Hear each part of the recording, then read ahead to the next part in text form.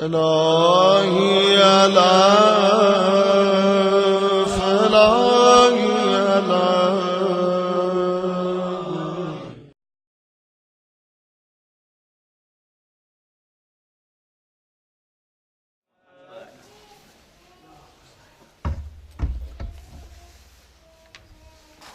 أعوذ بالله من الشيطان اللعين الرجيم بسم الله الرحمن الرحيم الحمد لله رب العالمين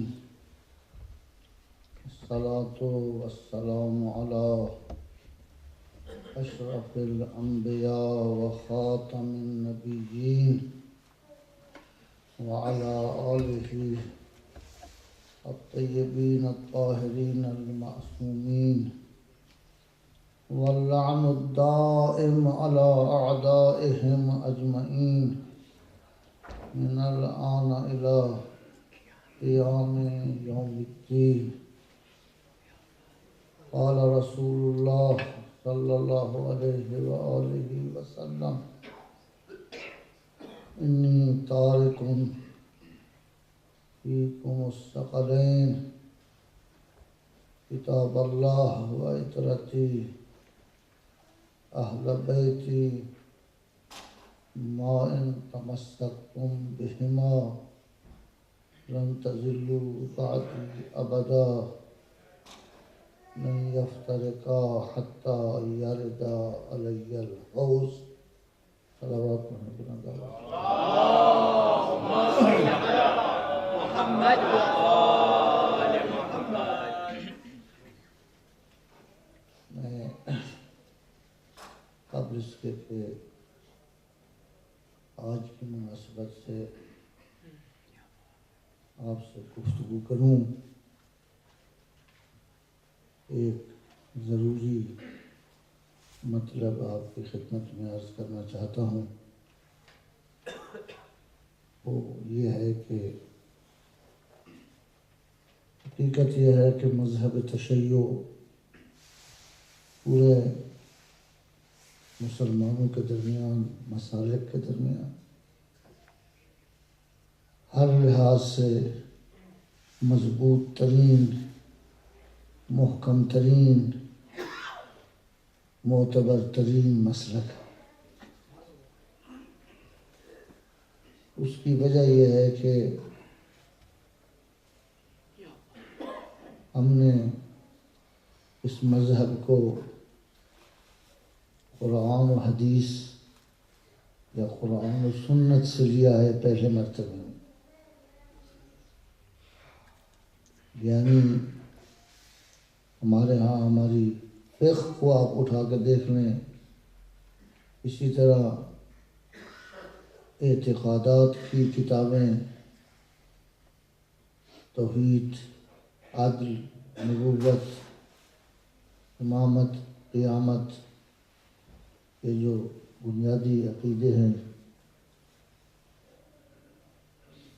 وہ ہم نے قرآن و سنت سے لیے ہیں، اور پیغمبر کے بعد ان کی اہل بیت سے لیے ہیں. یعنی عمدہ فرق ہمارے اور دیگر مسالک کے درمیان یہ ہے کہ ہم نے اپنے نبی کے بعد ساری وہ چیزیں آپ کے اہل بیت سے لی ہیں کہ بے عین ہی ان کے فرامین وہی تھے جو خود پیغمبر اکرم تھے. پھر ہمارے جو دوسرے مسالک والے ہیں وہ بھی اعتراف کرتے ہیں جب ہم ان سے گفتگو کرتے ہیں کہ ہر زمانے میں اگر ان کے وہ بزرگان جن کی وہ پیروی کرتے ہیں ان کا اور اہل بیت علیہ السلام کے کسی فرد کا جو اس زمانے میں موجود تھا مقایسہ کریں تو یہ خود مانتے ہیں کہ ان کے وہ شخصیات علمی لحاظ سے اہل بیت کی شاگرد نظر آتے ہیں۔ خلفائے راشدین خود کئی مرتبہ انہوں نے اقرار کیا کہ اگر یہ شخصیات نہ ہوتی تو ہم ہلاک ہو جاتے۔ کئی سارے مسائل اسی خلفائے راشدین کے زمانے میں مولا کے علاوہ امام حسن علیہ السلام، امام حسین علیہ السلام انہوں نے حل کیے۔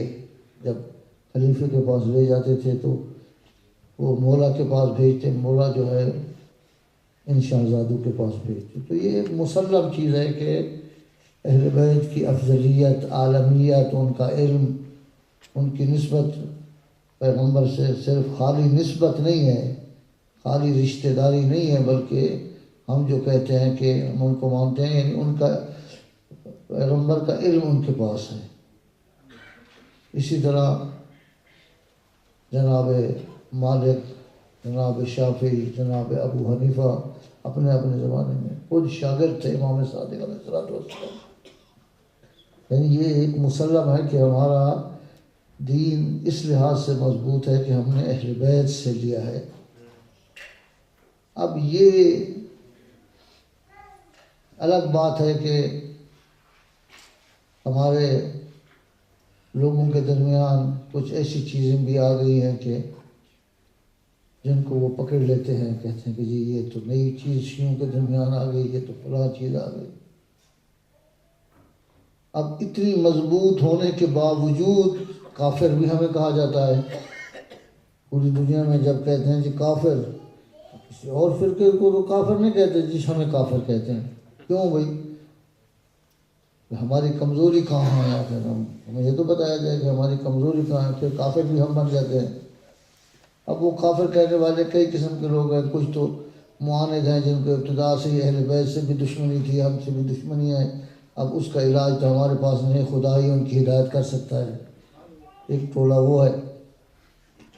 کچھ ان میں بھی جاہل لوگ ہیں کہ جن کو معلومات نہیں ہے، اپنی جہالت کی وجہ سے ہمارے خلاف گفتگو کرتے ہیں۔ اور کچھ چیزیں ایسی ہیں کہ جو ہمیں خود اعتراف کرنا چاہیے، ماننا چاہیے کہ وہ کچھ غلطیاں ہمارے اندر بھی ہیں، جس کی وجہ سے ہمیں مختلف تہمتیں ہم پہ لگائی جاتی ہیں، جبکہ ان چیزوں کا تعلق ہمارے مذہب کے ساتھ نہیں ہے، ہمارے دین کے ساتھ نہیں ہے۔ ہمارا دین تو قرآن و سنت اور اہل بیت سے ہے۔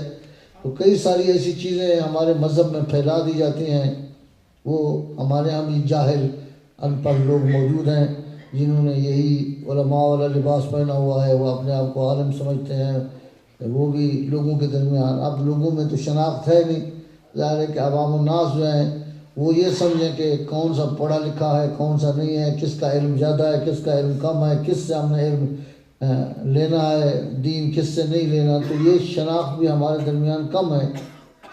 پھر ہمارا مال اسف یہ منبر، یہ بھی اس میں بھی کافی سارے ایسے لوگ ہیں کہ جو اتنے پڑھے لکھے نہیں ہیں، تو لوگ ان کو بلا لیتے ہیں۔ پھر وہ ظاہر ہے کہ جو پڑھے لکھے نہیں ہیں، تو جو ہماری کمزوری ہے وہ یہ ہے کہ ہمارے درمیان، ہمارے مذہب میں علماء جو پڑھے لکھے ہوں، مضبوط ہوں، جن کے پاس صحیح علم ہو، ان کی تعداد کم ہے۔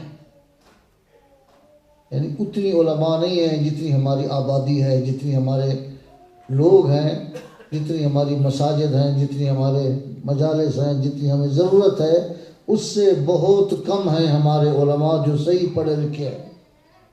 اب جب کم ہوں گے تو پھر ظاہر ہے کہ لوگوں کو ضرورت تو ہے، مجلس بھی پڑھانی ہے، پیش نماز کی بھی ضرورت ہے، بچوں کو بھی قرآن پڑھانا ہے، ہر علاقے میں نکاح پڑھانا ہے، جنازہ پڑھانا ہے، کسی نہ کسی مولوی کی ضرورت تو ہے لوگوں کو۔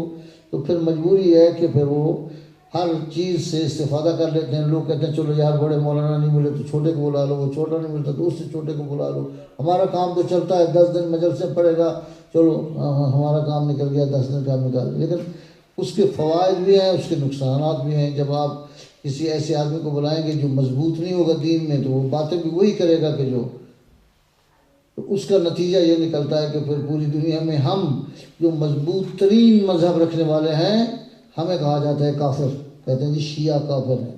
اس کی کچھ نہ کچھ بنیاد ہمارے اندر ہے، یعنی کچھ نہ کچھ مواد ہم فراہم کرتے ہیں.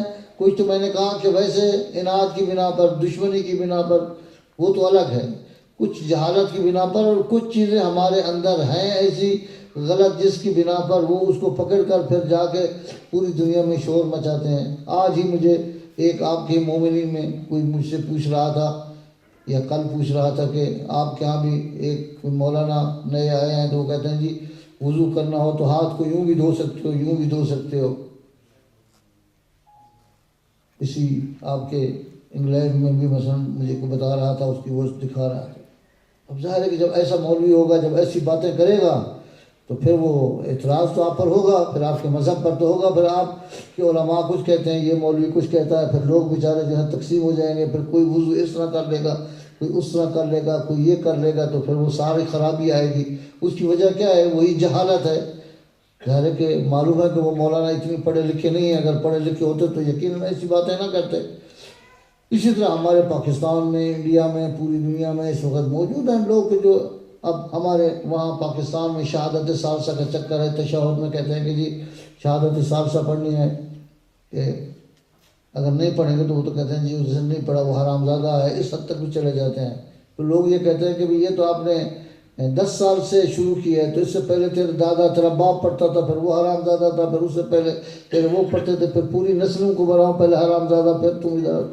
اگر ایسی بات ہے تو یہ تو ابھی آپ نے شروع کیا ہے 10 سال سے، 15 سال سے. تو اس سے پہلے لوگ جو تھے اس قسم کی نئی چیزیں جب لے آتے ہیں، وہ کہتے ہیں شیعوں کی نماز ہر روز بدلتی رہتی ہے، شیعوں کی وہ بدلتی رہتی ہے.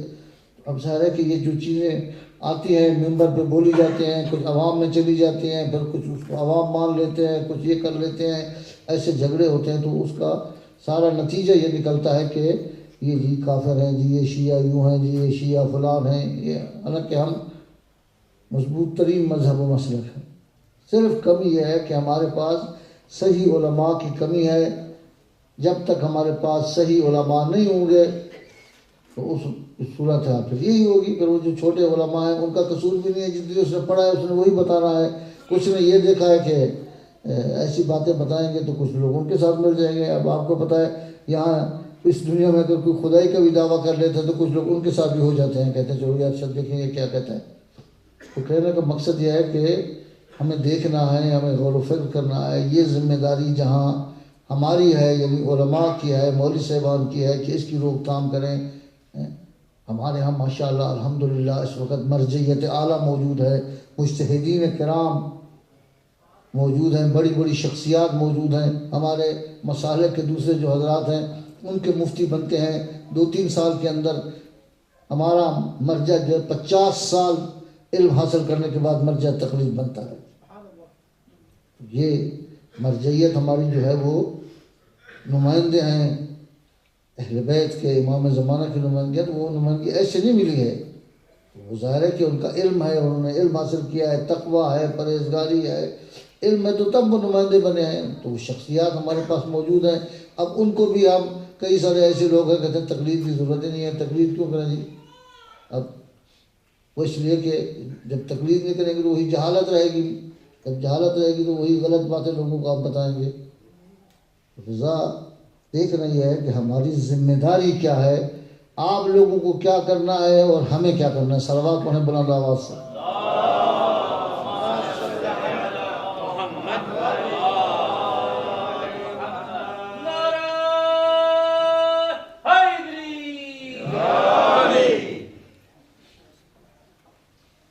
حقیقت یہ ہے کہ میں نے کافی غور و فکر کیا کہ یہ باتیں آپ سے کروں یا نہ کروں. میں نے تو اپنی ایک ذمہ داری سمجھی کہ بہرحال یہ 8-10 دن آپ کی خدمت میں ہم رہے ہیں تو جو ضروری چیزیں وہ آپ کو بتا کے جائیں. اب عمل کرنا نہ کرنا وہ آپ کی ذمہ داری ہے، تاکہ قیامت والے دن میں تو اپنا جواب دے سکوں کہ میں نے جو بتانا تھا وہ بتایا ہے آپ کی خدمت. تو خدا نے ہمیں مراجع تقلید دیے ہوئے ہیں. ہمارے ہاں مجتہدین کرام ہیں، بزرگان ہیں. نجف میں اس وقت 4 مرجع تقلید ہمارے ہیں، قم میں 4-5 مجتہدین اعظام ہیں. تو اللہ نے ہمیں سب کچھ دیا ہوا ہے ہمارے مذہب کو. ہمارے ہاں کسی چیز کی کمی نہیں ہے. لیکن ہمارے معاشرے میں اس وقت انڈیا، پاکستان اور یہ یورپی ممالک، امریکہ، کینیڈا، یہ ملا کے تقریباً میں آج حساب کر رہا تھا کہ 100 ملین کے نزدیک شیعہ ہیں یہاں. حالیہ ہمارے پاکستان میں 50 ملین سے زیادہ شیعہ رہتے ہیں. آپ انڈیا کو بھی ساتھ ملائیں، بنگلہ دیش کو بھی ملائیں. یہ جو اردو زبان کی میں بات کر رہا ہوں اور یہ جو اردو زبان والے ہمارے باقی ممالک میں، تو 100 ملین کی یہاں آبادی ہے. ویسے مجموعی طور پر اگر آپ دیکھیں تو ہماری تقریباً شیعہ آبادی 600-700 ملین ہے پوری دنیا میں، لیکن کم از کم یہ اردو سمجھنے والوں میں بھی 100 ملین سے اوپر شیعہ ہیں. لیکن اتنی تعداد ہمارے پاس علماء کی نہیں ہے واقعا کہ جو ہر جگہ جا کر صحیح لوگوں کو دین بتا سکیں. تو اب ہمیں کرنا کیا ہے، کیا کریں کہ یہ تعداد بڑھے؟ تو اب ظاہر ہے کہ مسجد ضروری ہے، مسجدیں بناتے ہیں. امام بارگاہ ضروری ہے، امام بارگاہ مجالس کے لیے ہم بناتے ہیں. لیکن ہماری قوم کی توجہ مدارس کی طرف بہت کم ہے، چاہے وہ پاکستان ہو، چاہے وہ ہندوستان ہو، چاہے باہر کے ممالک کے لوگ جو رہتے ہیں، وہ اس کو ایک اضافی چیز سمجھتے ہیں. کہتے ہیں یار مدرسہ کیا کرنا ہے. ظاہر ہے کہ مسجد کی بھی ضرورت ہے، نماز پڑھنی ہے لوگوں نے، وہ بھی اولویت میں ہے. امام بارگاہ ظاہر مجالس ہوتی ہے. لیکن اس دور میں میری نظر میں مدارس کا وجود جو ہے ان کا بنانا واجب کفائی ہے. یعنی ہر شخص پر واجب ہے، لیکن عیناً واجب نہیں ہے، واجب کفائی. واجب کفائی اس کو کہتے ہیں کہ واجب ہے، اگر کچھ لوگ اس کو انجام دیں تو باقی لوگوں سے ساکت ہے. لیکن اگر کوئی انجام نہ دے تو سارے کے سارے قیامت والے دن پکڑے جائیں گے کہ بھی ضرورت ہی کیوں نہیں. ظاہر ہے کہ آپ کے علماء کہاں سے پیدا ہوں گے؟ مسجد سے تو علماء پیدا نہیں ہوتے، امام بارگاہوں سے تو علماء پیدا نہیں ہوتے. تو علماء تو پیدا ہوتے ہیں مدارس سے. اگر آپ مدارس بنائیں گے تو علماء پیدا ہوں گے. پھر یہی علماء ہوں گے تو آپ کے پیش نماز بنے گے، امام جماعت بنے گے، آپ کی مسجد میں آئیں گے. یہی علماء ہوں گے تو آپ کے لیے مجالس پڑھیں گے، آپ کے خطیب ہوں گے. تو آپ کو اس کی اشد ہمیں ضرورت ہے. اس وقت ہمارے پاس بہت کمی ہے. خالی میں نے آپ کو کل عرض کیا تھا پرسوں کہ 5000 مسجدیں ہماری پاکستان میں پڑی ہیں کہ جہاں کوئی پیش نماز نہیں ہے. تو یہاں بھی آپ اپنے ممالک میں دیکھ لیں، آپ کے پاس ہر جگہ عالم دین نہیں ہے. ہر ملک میں ایک عالم دین تو ہونا چاہیے نا، کم از کم. چلو لوگوں کی تعداد کم ہے یا زیادہ ہے، نہیں ہے. جہاں ہیں بھی صحیح تو وہ اتنی علم رکھنے والے نہیں ہیں کہ جو صحیح معنی میں مذہب تشیع کی نمائندگی کر سکیں. وہ بھی بیچارے یا تھوڑے پڑھے لکھے ہیں یا کم پڑھے لکھے ہیں، یا کسی کو آگے کر دیا یا کسی کو. تو یہ ایک ذمہ داری ہے آپ لوگوں کی کہ ہر جگہ ہر علاقے میں جہاں جہاں ضروری ہے مدرسے کا قیام ہونا چاہیے. مدرسے ہوں گے، لوگ پڑھیں گے. اور یہ بھی میں اپنے جوانوں کو یہاں عرض کرنا چاہتا ہوں کہ یہ لوگ سمجھتے ہیں کہ مدرسے میں پڑھنے والا بیچارہ مولوی وہ تو بیچارہ ہے، وہ کیوں اپنے بچوں کو بھیجتے نہیں ہیں مدارس میں. آخر دوسرے فنون پڑھاتے ہیں لیکن دینی تعلیم آج کل کی دنیا میں ایسا نہیں ہے. اگر کوئی شخص صحیح معنی میں مدارس دینیہ میں جا کر صحیح تعلیم حاصل کرے، صحیح عالم بنے، صحیح مولوی بنائے، تو آپ کے جتنی دنیا کے فنون ہیں، چاہے آپ ڈاکٹر بن جائیں، چاہے آپ انجینئر بن جائیں، جسی کمپیوٹر کے شعبے میں چلے جائیں، تو اس کی آمدنی بھی زیادہ ہے، اس عالم کی احترام بھی زیادہ ہے. یعنی ایسا نہیں ہے کہ آج آپ کہیں کہ اگر آپ کے گھر بچہ مولوی بن گیا تو وہ بیکار ہو گیا. لیکن شرط یہ ہے کہ صحیح مولوی بنے، نہ ہے کہ چھوٹا موٹا مولوی بنے. جس طرح آپ اگر ڈاکٹر بناتے ہیں تو صحیح ڈاکٹر بناتے ہیں، انجینئر بناتے ہیں تو صحیح انجینئر بناتے ہیں جس شعبے میں. اگر اسی علماء کے یہی مراجع ہیں، آپ جا کے ہاتھ نہیں چومتے ان کے، یہی علماء ہیں، آپ ہی جا کے ان کے قدم چومتے ہیں. شرط یہ ہے کہ پڑھا لکھا ہو، صحیح عالم دین ہو.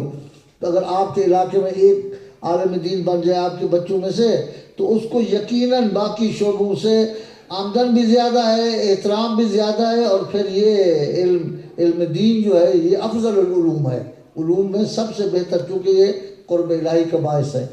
تو آپ اپنے بچوں کو آج اس طرح نہ ڈریں کہ ہمارا بچہ اگر مولوی بن گیا تو وہ یہ ہو جائے گا. آج مولویت جو ہے وہ مولویت نہیں جو پرانے زمانے کی تھی. اگر صحیح کہیں عالم دین بن جائے اور اس کی ضرورت بھی ہے اور لوگ احترام بھی کرتے ہیں، تو آپ اپنے بچوں کو عالم دین بنائیں. کیوں نہیں بناتے؟ اگر ڈاکٹر آپ کا بچہ بنتا ہے، انجینئر آپ کا بچہ ہر شعبے میں جاتا ہے، تو عالم دین یہ بھی ایک شعبہ ہے. اس میں بھی اپنا سام کہ جس کے 2-3 بچے ہیں، ایک بچے کو عالم دین بنائے تاکہ آپ کی ضروریات پوری ہوں. اس وقت آپ کے پورے یورپ میں، امریکہ میں، کینیڈا میں کوئی پڑھا لکھا اتنی بڑا عالم دین موجود نہیں ہے. اکثر یا متوسط ہیں یا متوسط سے نیچے ہے. اب باہر سے منگاتے ہیں، جی محرم ہے تو باہر سے منگائیں. آج کل آپ کو پتہ ہے ویزا نہیں دیتے یہ حکومتیں. پھر وہاں سے آئے، اس کا اخراجات آنے جانے کی اتنی ہو جاتے ہیں جتنے اگر آپ کا یہاں اپنا پڑھا لکھا مولوی بیٹھا ہو اس کو دے دیں تو آپ کا آدھا خرچہ بھی آپ کا بچ جائے۔ اپنے علاقوں میں مدرسے کھولیں، ہر علاقے میں، ضرور نہیں کہ ہر شہر میں ہو، ہر 2-3 شہر جو اکٹھے ہو ایک مدرسہ ہو، 10-15 طالب علم ہو، 10-15 مولوی اگر اس علاقے میں ہوں تو پھر باہر سے منگانے کی آپ کو کیا ضرورت ہے؟ جبکہ اب آپ اپنی زبان بھی چھوڑ بیٹھے ہیں، آپ کے بچے، مجھے یقین ہے کہ یہ جو بچے ہیں جب ہم گفتگو کرتے ہیں تو ہماری بات کو یہ 50% سمجھتے ہیں، وہ صحیح معنی میں ہم ان کو اپنی بات نہیں سمجھا سکتے کہ جو صحیح مطلب سمجھا، کیونکہ ان کو صحیح زبان، جب کسی کو صحیح زبان نہیں آتی تو وہ مطلب کیسے سمجھتا ہے؟ اب یہ الگ بات ہے کہ مولا کا نام لیتے ہیں تو آپ رو پڑھتے ہیں، وہ کرتے ہیں، وہ کرتے، وہ تو ہر آدمی ہے، لیکن صحیح مطالب سمجھانے کے لیے ضروری ہے کہ وہ شخص اس زبان پر اتنی عبور رکھتا ہو جتنی بولنے والا بول رہا ہے، تو وہ بھی نہیں ہے، تو آپ کی واقعاً ضرورت ہے، اس پہ آپ بعد میں غور و فکر کریں۔ اسی حوالے سے ہم نے جامع المنتظم کی انتظامیہ نے اور آیت اللہ حافظ ریاض حسین نجفی، ان سے پہلے محسن ملت علامہ صفدر حسین نجفی اور بندہ حقیر بھی اس کوشش میں ہے کہ پوری دنیا میں ہر جگہ مدارس قائم کیے جائیں۔ اس لیے ہم نے امریکہ میں ایک مدرسہ شیکاگو میں، اس سے پہلے ایک چھوٹے شہر میں تھا، اس کے بعد علامہ مختار فائزی صاحب ایک بہت بڑے اچھے فاضل طالب علم ہیں قم سے، مولانا صفدر حسین صاحب نے ان کو بھیجا۔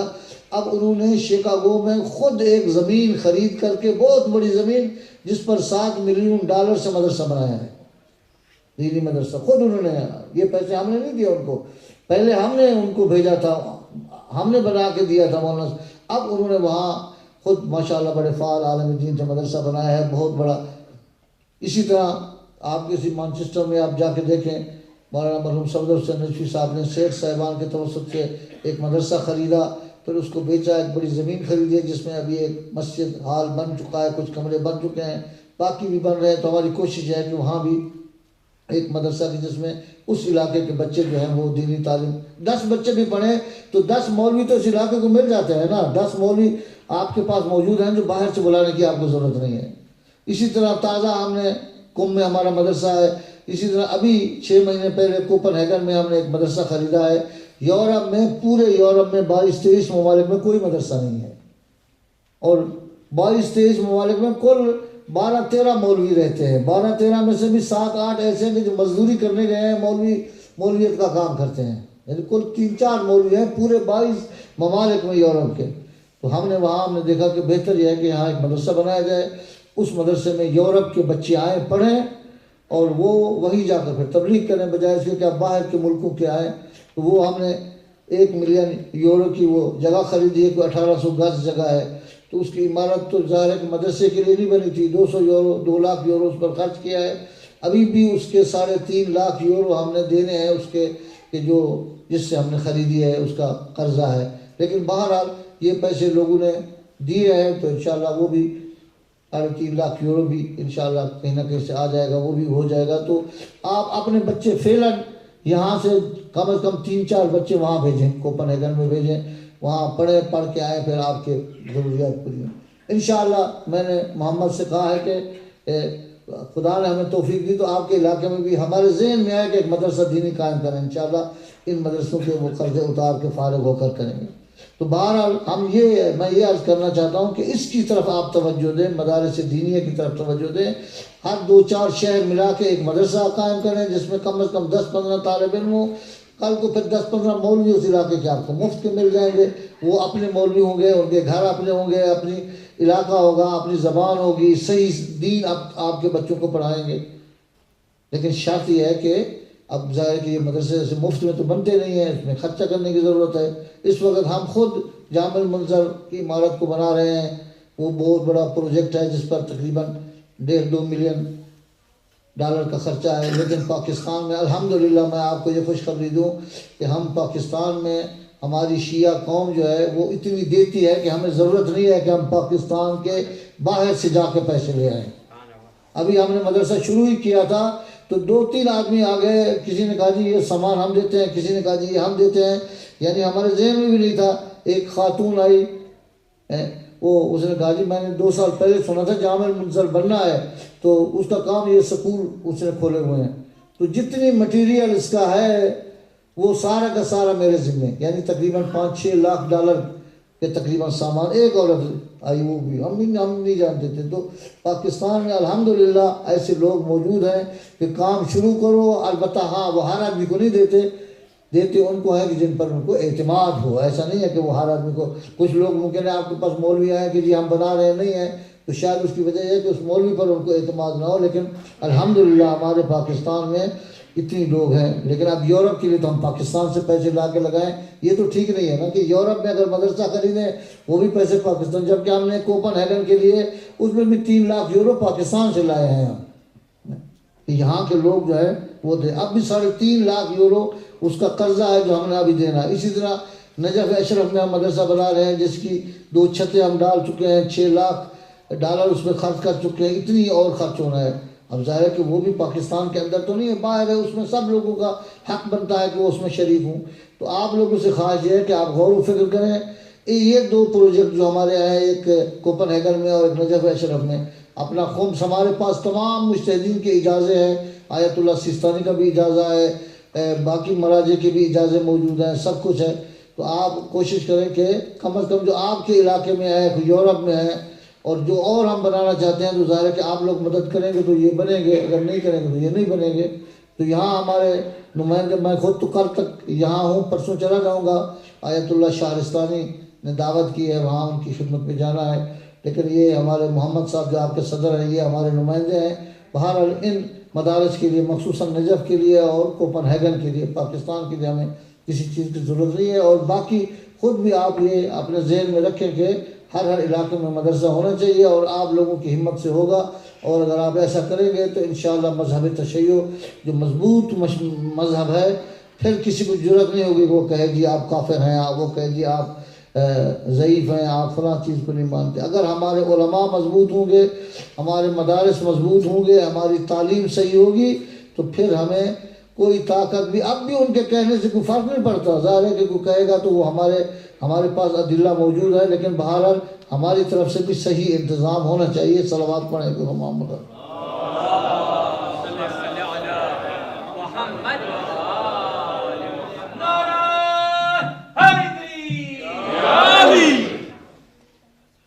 آج جیسا کہ آپ کے علم میں ہے 9 محرم کا دن،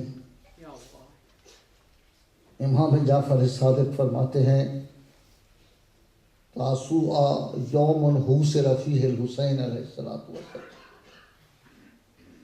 9 محرم کا دن وہ ہے جس دن امام حسین اور ان کے لشکر کا محاصرہ کیا گیا. دشمن نے 9 محرم کو سارے وہ راستے بند کر دیے تھے جو کربلا آتے تھے، اور خوشیاں منا رہا تھا کہ حسین کا لشکر بہت چھوٹا ہے، ان کے پاس آدمی کم ہیں. اب وہ مطمئن ہو گئے تھے کہ اور کوئی نہیں آئے گا، اور ہمارا لشکر جو ہے بہت بڑا لشکر ہے. آج کی رات آپ سنتے رہتے ہیں علماء سے، میرے مولا نے دشمن سے مانگ کے لی ہے. عاشور کی رات تاریخ اسلام میں اہل بیت کے لیے سب سے سخت رات ہے. اس سے سخت رات پورے سال میں نہیں ہے. جو کچھ اہل بیت کے پاس تھا وہ سارا کا سارا کربلا میں جمع تھا. عورتیں بھی تھی، بچے بھی تھے، اصحاب بھی تھے، سب جمع تھے. شام کے وقت میرے مولا کرسی پہ بیٹھے ہوئے، میرے مولا کو تھوڑی سی نیند آ گئی. دشمن کی طرف سے شور و شرابہ. جناب زینب نے دیکھا کہ یہ دشمن حملہ کرنے والا ہے، تو فوری چل کے آئی بھائی کے پاس. کہا بھیا حسین تو سو رہا ہے، دشمن کی طرف سے حملے کی تیاریاں ہو رہی. مولا نے آنکھ کھولی، کہا ابھی میں نے نانا رسول کو خواب میں دیکھا ہے، بابا علی کو خواب میں دیکھا ہے، ماں فاطمہ کو خواب میں دیکھا ہے. مجھے بشارت دی ہے کہ آپ جلدی ہمارے پاس آ جائیں. کہا عباس جاؤ ان سے پوچھو یہ کیا چاہتے ہیں. جناب عباس 20 آدمیوں کو ساتھ لے کر گئے. عمر سعد کے پاس کہا کیا چاہتے ہو؟ کہا کہ ابن زیاد کا حکم آیا ہے، شمر لے کے آیا ہے کہ آج ہم نے آپ سے جنگ کرنی ہے، یا بیعت کرو یا ہم نے جنگ کرنی ہے.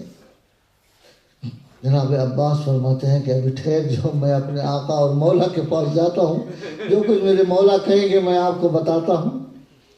آئے، آ کر مولا سے عرض کی، مولا یہ تو حملہ کرنے کی تیاری میں ہے.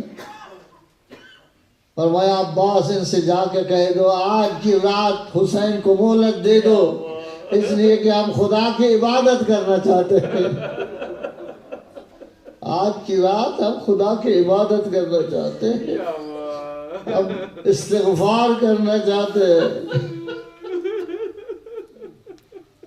حضرت عباس آئے، مولا کا پیغام پہنچایا.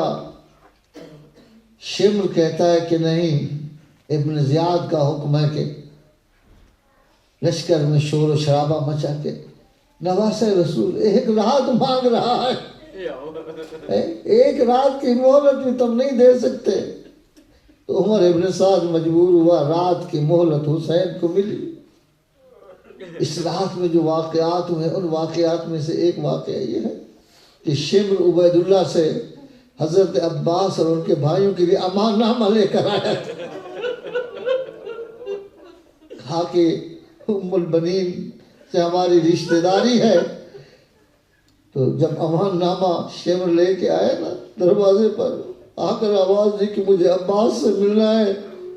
تو میرے مولا کہتے ہیں عباس وہاں بیٹھے ہیں. جب جناب عباس آئے تو کہتے ہیں شمر تمہیں کیا کام ہے مجھ سے؟ کہتے ہیں میں امان نامہ لے کے آیا. میرے مولا کے چہرے کا رنگ بدلا. کہا تجھے شرم نہیں آتی؟ فرزند رسول کے لیے کوئی امان نامہ نہیں ہے، میرے لیے امان نامہ، یا اپنا امان نامہ لے جاؤ. میرے لیے امان نامہ ہے، فرزند رسول کے لیے کوئی امان نہیں ہے. اس کے بعد میرے مولا نے اصحاب کو جمع کیا. اب مورخین نے لکھا ہے کہ یہ رات جو مولا نے مانگی تھی اس کی کئی وجوہات ہیں. ایک وجہ تو وہی تھی جو مولا نے بیان کی کہ ہم نے عبادت کرنی ہے، اور ایک یہ ہے کہ اتمام حجت کرنا چاہتے تھے اپنے اصحاب سے کہ اگر کوئی شخص رہنا چاہتا ہے تو غور و فکر کر کے رہے، ایسے نہ غفلت میں رہ جائے. ان کو صحیح ہم بتا دیں کہ کل ہونا کیا ہے. میرے مولا نے خطبہ پڑھا. خطبے کی بات کہتے ہیں کہ خدا نے ہمیں نبوت عطا کی، خدا نے اہل بیت کو نبوت سے نوازا. میں آپ کو بتانا چاہتا ہوں کل جو بھی یہاں رہے گا وہ شہید ہو جائے گا، کسی نے بچنا نہیں ہے. یہ میرے دشمن ہیں، میرے خون کے پیاسے ہیں. میں آپ سے بیعت اٹھا لیتا ہوں، آپ میں سے جو جانا چاہے اس رات کی تاریکی میں چلا جائے، میں اپنی بیعت واپس لے لیتا ہوں. خود بھی چلا جائے، خود بھی چلا جائے، میرے اہل بیت میں سے ہر ایک فرد کا دامن پکڑ کر اس کو بھی ساتھ لے جائے. یہ صرف حسین کو قتل کرنا چاہتے ہیں، یہ صرف میرے خون کے پیاسے ہیں. آپ چلے جائیں، آپ آزاد ہیں. کہتے میں نے بیعت اٹھا لی ہے آپ سے. بس یہ کہنا تھا. سب سے پہلے میرے مولا عباس کھڑے ہو گئے، کہتے ہیں بھیا حسین ہم آپ کے پاس زندہ رہ کر کیا کریں گے؟ اس زندگی کو ہم کیا کریں گے؟ اسی طرح جناب قاسم کھڑے ہو گئے، علی اکبر کھڑے ہو گئے. اصحاب میں سے جناب مسلم پہلے سب سے پہلے کھڑے ہو گئے. کہتے ہیں مولا ہم کہاں جائیں آپ کے دروازے کو چھوڑ کے، آپ کو چھوڑ کے ہم چلے جائیں. اس زندگی پہ لعنت، ہم اس زندگی کو کیا کریں گے؟ ہم آپ کے پاس ہے، آخر دم تک آپ کے ساتھ رہنا ہے. مولا ہمارا امتحان لینا چاہتے ہو؟ فرمایا نہیں، مجھے معلوم ہے کہ جو صحابی مجھے ملے ہیں ایسے صحابی میرے نانا کو بھی نہیں ملے، ایسے صحابی میرے بابا کو بھی نہیں ملے۔ میرے بابا ماں صحابی میں جانتا ہوں سب سے بہترین صحابی مجھے میسر آئے ہیں، مجھے آپ کا علم۔ بس میرے مولا نے اتمام حجت کی۔ اب کچھ مورخین نے لکھا ہے کہ کچھ کم سعادت لوگ رات کی تاریکی میں چلے گئے اور 30 کے قریب کوفی دشمن کے لشکر سے بھی اسی رات ملک ہوئے ہیں مولا کے۔ اب رات تقسیم کر دی ہے میرے مولا نے، کچھ حصہ عبادت میں، کچھ حصہ اصحاب کے ساتھ، کچھ حصہ اہل بیت کے ساتھ۔ صحابی مشغول ہے، کوئی قیام میں ہے، کوئی قعود میں ہے، کوئی رکوع میں ہے۔ اللہ اکبر کی آواز آ رہی ہے، سبحان اللہ کی آواز آ رہی ہے، الحمدللہ کی آوازیں بلند ہے، ہر آدمی عبادت میں مشغول ہے۔ میرے مولا صحابہ سے ہو کر گھر میں تشریف لائے۔ جب گھر آئے جناب زینب کہتی ہیں بھیا حسین ان صحابیوں کو آزما لیا ہے، کل صبح چھوڑ کے تو نہیں چلے جائیں گے یہ ہمیں۔ ہلال ساتھ تھا، جب ہلال نے جناب زینب کی یہ بات سنی تو دوڑ کے صحابہ کے پاس آیا، کہا سید زادیوں کو ہم پہ اطمینان نہیں ہے، بس یہ کہنا تھا کہ سارے صحابی تلواریں لے کر اٹھے، دروازے پہ آئے، کہتے ہیں بی بی اگر اجازت ہو تو ہم اپنے آپ کو اپنی زندگی کا خاتمہ کر دیں۔ زہیر کہتے ہیں مجھے 100 مرتبہ مار کر زندہ کیا جائے پھر مارا جائے تب بھی مت جائے، بی بی ہم تیرے بھیا کو چھوڑ کے نہیں جائیں گے، ہم باوفا صحابی ہیں۔ میرے مولا کہتے ہیں بہن زینب یہ میرے باوفا صحابی ہیں، میں اتمام حجت کر چکا ہوں، یہ جانے والے نہیں ہیں، یہ صبح قربانیاں دیں گے۔ اب حسین مختلف خیموں میں گئے، اپنے خیمے میں آئے، جب اپنے خیمے میں آئے تو جون ساتھ تھا، جون غلام ہے جو مولا کی تلوار کو صاف کر رہا تھا۔ مولا خدا سے راز و نیاز کر رہے تھے، کہہ رہے تھے خدایا کل ہم چلے جائیں گے، ہم شہید ہو جائیں گے، تیری امت نے ہمیں قتل کر دینا ہے۔ کہہ رہے تھے نانا محمد ہم کل پہنچ جائیں گے۔ زمانے کی بدگوئی کر رہے تھے کہ یہ زمانہ بے وفا زمانہ ہے۔ یہ آواز اس خیمے میں پہنچی جہاں سید سجاد اور زینب کبریٰ تھی، بی بی بیٹے سجاد کی خدمت میں تھی۔ یہ آواز جب حسین کی پہنچی، سید سجاد کہتے ہیں بی بی دوڑی آئی اس جگہ جہاں حسین تھے، کہتی ہیں بھیا حسین واقعا آپ کل جا رہے ہیں، آپ کی گفتگو سے تو ایسا لگ رہا ہے۔ میرے مولا فرماتے ہیں زینب بس کل آخری دن ہے ہم سب کا، ہم سب نے چلا جانا ہے، بس یہ سننا تھا کہ زینب غش کر گئی، بے ہوش ہو کر گر گئی۔ میرے مولا نے زینب کو دلاسا دیا، کہا بہن زینب ابھی تو بڑا سفر رہتا ہے، تو نے تو شام جانا ہے، تو نے تو کوفہ جانا ہے، بہن زینب اپنے میرے بچوں کو سنبھالنا ہے، بہن زینب تو نے کوفے کی گلیاں عبور کرنی ہے، بہن زینب تو نے شام کے بازار عبور کرنے ہے، بہن زینب تو نے یزید کے دربار میں جانا ہے، ابھی تو بڑا سفر پڑا ہے، بہن زینب تیری ذمہ داریاں تو ابھی شروع نہیں ہوئی۔ بہن کو صبر دلایا، دلاسا دلایا، بس بھئی یہ رات حسین کی گزر گئی جیسے گزری، سب نے گزار دی، اصحاب نے گزاری، اہل بیت نے گزاری، اب جب صبح عاشور ہوئی سب سے پہلے میرے مولا نے وہ شخص جو اذان دیتا تھا اس کو روک کر کہا آج اذان علی اکبر دے گا. کہا آج کی اذان میرے بیٹے علی اکبر نے دینی ہے تاکہ لوگوں کو پتا چلے شبیہ پیغمبر کا علی اکبر کی آواز میں اللہ کی اذان آئے گی. اذان ہوئی اصحاب میدان کی طرف گئے, اہل بیت میدان کی طرف گئے. آخری شہید اس کے جناب ابو الفضل العباس تھے. جب مولا عباس شہید ہوئے تو فرمایا الان انکسر ظہری وقلت ہیلتی, میری کمر ٹوٹ گئی حسین کی. اب خود میدان کی طرف نکلے.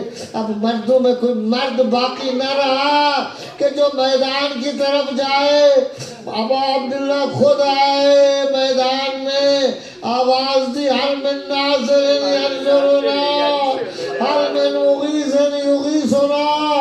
یہ آواز بلند کی میرے مولا نے. یہ اچانک نظر پڑی خیموں میں کوہرام بے پا ہے, رونے کی آواز آ رہی ہے. میرے مولا پلٹے خیمے میں آئے, کہتے ہیں بہن زینب کیا ہو گیا. بی بی کہتی ہے میرے مولا میرے بھائی جب آپ نے آواز بلند کی استغاثے کی تو علی اصغر اپنے گوارے سے اپنے آپ کو زمین پہ گرایا. علی اصغر نے تجھے لبیک کہنے کے لیے بابے کی آواز ششمائے بچے کے کان میں پڑی. بچہ گوارے سے زمین پہ گرا. اس وقت سے علی اصغر رو رہا ہے, چپ نہیں کر رہا. میرے مولا کہتے ہیں بہن زینب علی اصغر کو اٹھا کے لے آؤ.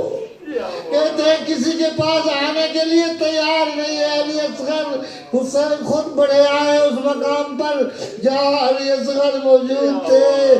چھوٹے بچے کو اٹھایا, گودی میں لیا, تڑپ رہا ہے, منہ خشک ہے, زبان خشک ہے, 3 دن کا پیاسا ہے, لیکن بابے کا استغاثہ سن کے برداشت نہیں کر سکا. علی اصغر میرے مولا نے بچے کو اٹھایا میدان کی طرف لائے. ابھی لا رہے تھے یہ خیمے کے دروازے پر دیکھا رباب کھڑی ہے. کہتے ہیں رباب یہاں کیا کر رہی ہو. کہتی ہے میرے مولا میرے کا آخری دیدار کر لوں. علی اصغر کا اس لیے کہ صبح سے میں دیکھ رہی ہوں جو جاتا ہے واپس نہیں آتا.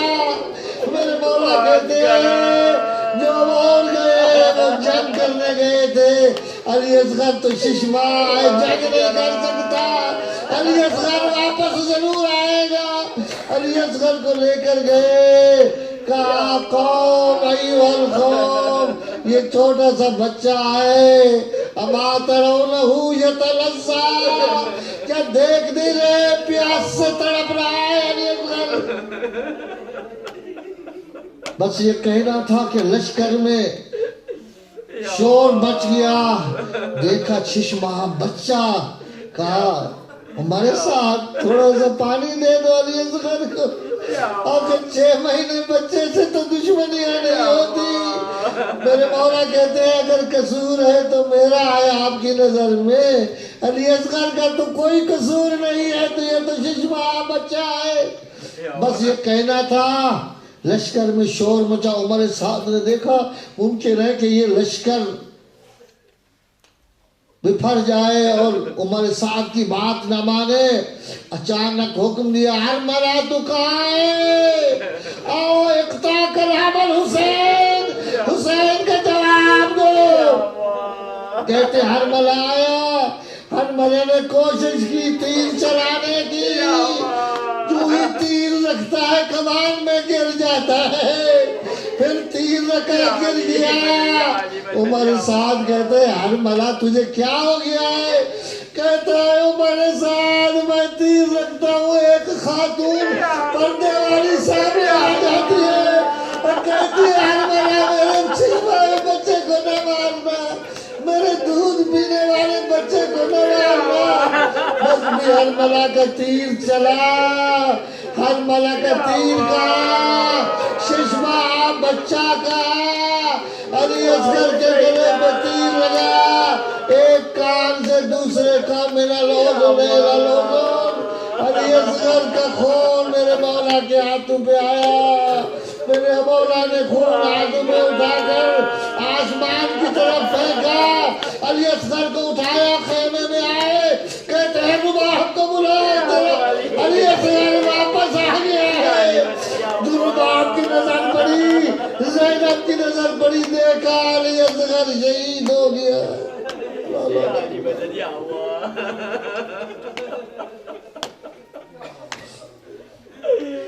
خدایا علی اصغر کا واسطہ تمام مومنین کی مشکلات کو حل فرما، جو مریض ہیں ان کو شفا عنایت فرما، آغا شہرستانی کو شفا عنایت فرما، مومنین کے رزق میں وسعت عطا فرما، خدایا ہم سب کو دیندار بنا، ہمارے بچوں کو دیندار بنا، خدایا سوائے غم اہل بیت کے کسی غم میں مبتلا نہ فرما، خدایا جو اس دنیا سے چلے گئے ہیں گزشتہ محرم میں یہاں موجود تھے ان کی مغفرت فرما، تمام مومنین کو جمیع بلیات ارضی و سماوی سے محفوظ فرما۔